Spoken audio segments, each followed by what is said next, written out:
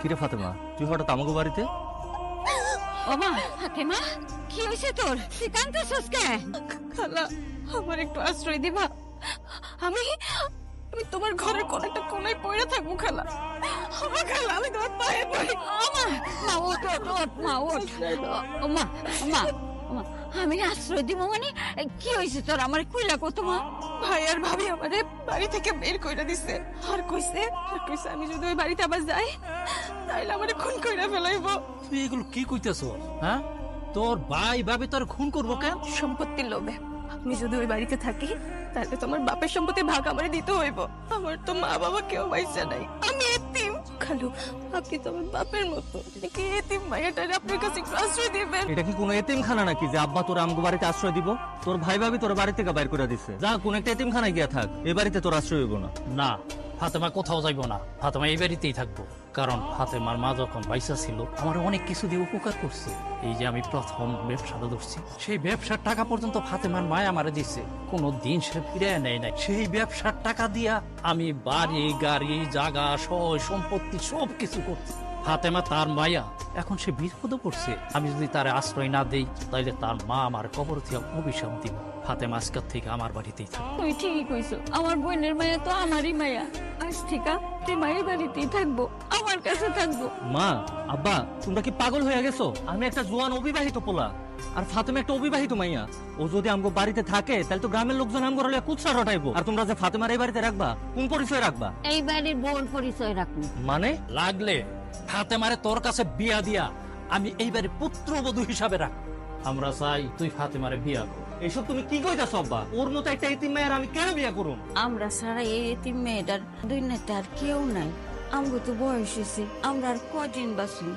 ওরে না হয় এই বাড়িতে আমরা আশ্রয় দিলাম, কিন্তু আমরা মইরা গেলে ওর কি হইব?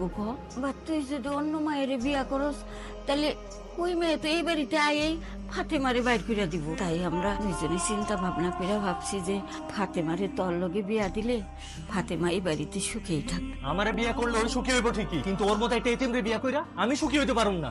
কেন? এতিম বইলা কি পয়সা দিছে? ফাতেমা কি দেখতে খারাপ? কেন তারে তুই বিয়া করলে সুখে থাকতে পারবি না? কারণ তার বাবা মা নাই। আমি কোনোদিন শ্বশুর বাড়িতে গিয়া শ্বশুর বাড়ির আদর আপ্যায়ন পাবো না। যদি কখনো কোনো বিপদে পড়ি তাহলে শ্বশুর শাশুড়ির কাছে কোনো সাহায্য সহযোগিতা পাবো না। আর এখন তো ওর ভাই ভাবি ওর বাড়ি থেকে বের করে দিছে। সেই এতিম মায়ের যদি আমি বিয়া করি তাহলে তো আমি কখনো শ্বশুর বাড়িতেই যাইতে পারবো না। বাবারে, এক জীবনে মানুষ সবকিছু পায় না। শোন, তুই এতিম মেয়েটা বিয়া কর, আল্লাহ চাইলে তুই এতিম মায়ের দোয়ায় সবকিছু পেয়ে যাবি। তখন তোরা শ্বশুর বাড়ি দরকার হইব না। মা, এইসব ফাউ বুঝ আমার দিয়া কোনো লাভ নাই। আমি তোমার ওই বোনের এতিম মায়ারে জীবনেও বিয়া করবো না। তোর বিয়া করুন লাগবে। খালু, শামীম ভাই যেহেতু বিয়ে করতে চাইতেছে না, ওনারা জোর করেন না। আর তাছাড়া আমি তো এই বাড়িতে বিয়ে করে বউ হইতে আসি নাই। এই বাড়ির এক কোনায় তোমার একটু আশ্রয় পাইলেই চলবে। শামীম ভাই ঠিকই বলছে, আমি একটা এতিম অভাগা অলক্ষণে মাইয়া। আমারে বিয়া কইরা আমি জীবনে কিছু পাইবো না। সে শুধু শুধু তার জীবনটা কেন নষ্ট করবো আমারে বিয়া কইরা? খালা, আমার বিয়ের দরকার নেই, আপনারা ওনারা জোর করেন না। তোর মা বাপ আমাকে যে উপকার করছে সেই তুলনায় তো এটা কিছু না। আমরা যদি তোর সুন্দর একটা ভবিষ্যতের ব্যবস্থা না করতে পারি তাইলে আমরা এই দুইটা মানুষ মরে গিয়ে শান্তি পাবো না। তাই স্বামী, ফাতেমারে তোর বিয়া করানোই লাগবে। এটা বাপ হিসাবে তোর আমি একটা আদেশ দিলাম। আমার মাফ করো আব্বা, তোমার এই আদেশ আমি রাখতে পারবো না। কি আমার আদেশ তুই রাখতে পারবি না?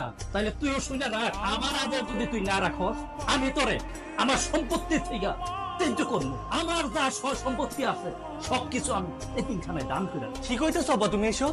সামান্য একটা এতিম মায়ের বিয়ে করতেছি না বইলা তুমি তোমার একমাত্র পোলার ত্যায্য করে দিবা? হ্যাঁ, কই জানতো তোর ত্যায্য করবো। আমি বুঝছি আমার জীবনটা নষ্ট করার তোমাকে খুব শখ হয়েছে। করো, আমার জীবনটা নষ্ট করো।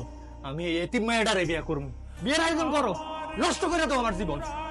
স্বামী স্ত্রীর জীবনের সবচেয়ে মধুর রাত হইতেছে এই বাসর রাত। আর আপনি এই বাসর রাইতে সিগারেট খাইতেছেন? আমার টাকা দিয়ে আমি সিগারেট খাইতেছি, তাতে তোর বাপের কি? আপনি আমার স্বামী, আপনার ভালো মন্দ সব কিছু দেখার দায়িত্ব এখন থেকে আমার। সিগারেট খাওয়া স্বাস্থ্যের জন্য একদমই ভালো না।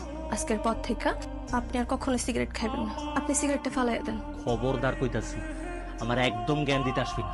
আমি শুধু সিগারেট না, এরপর থেকে মদ গাঁজা হেরোইন সব খামু। আমার বাধা দিতে আসবি না, তাহলে কিন্তু খুব খারাপ হয়ে যায়। আমার জীবন থাকতে আমি আমার স্বামীর এইসব খাইতে দিব না। তোর এত বড় সাহস, তুই আমার মুখের থেকে সিগারেট ফালাইয়া দেস? তোর আজকে আমি মারে ফেলামু।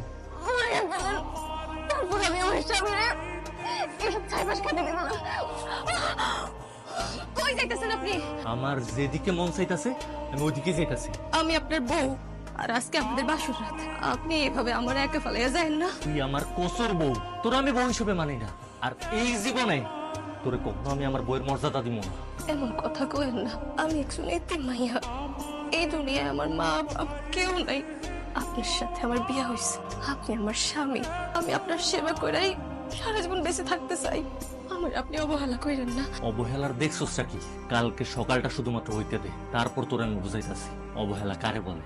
আর একটা কথা, আমার বউ হিসেবে তোর মতো একটা এতিম মেয়ারে আমি জীবনেও মানবো না। আমি তোরে বিয়া করছি ঠিকই, কিন্তু তুই কোনোদিনও আমার বউয়ের অধিকার পাবি না।